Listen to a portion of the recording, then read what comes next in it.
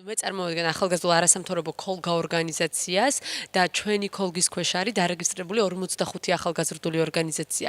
ანუ ჩვენი არის არასამთავრობო ორგანიზაცია და ჩვენ ფონდთან არანაირი კავშირი არ გვაქვს, როგორც აი ესე ვთქვათ, ჩვენ ფონდის შემადგენელი ნაწილი არ ვართ, ჩვენ ვართ ჩვეულებრივი არასამთავრობო ქოლგა ორგანიზაცია, ერთადერთი საქართველოში, რომელიც არსებობს და ფონდი არის სხვა სამთავრობო სტრუქტურა, რომელსაც თავისი ბიუჯეტი აქვს. ჩვენ სამწუხაროდ ესეთი მდგრადი ბიუჯეტი, ანუ ესეთი მდგრადი დაფინანსება არც ერთი ორგანიზაციიდან არ გვაქვს. ჩვენ ვართ როგორც ყველა არასამთავრობო ორგანიზაცია პროექტებზე, ესე ვთქვათ, დაფუძნებული, თუ გვაქვს პროექტი, გვაქვს აქტივობა, გვაქვს ხელფასი, თუ არ გვაქვს პროექტი, არ გვაქვს აქტივობა, არ გვაქვს ხელფასი. და ფონდს აქვს, ანუ სხვა ტიპის, ესე ვთქვათ, სამთავრობო სტრუქტურა, რომელსაც ჩვენც თუ გვაქვს რაიმე სახის ინიციატივა, ჩვენ ჩვეულებრივად ვღებულობთ საგრანტო კონკურსში მონაწილეობას და შემდეგ ფონდი აფინანსებს ჩვენს პროექტს, ანუ როგორც ორგანიზაციის პროექტს.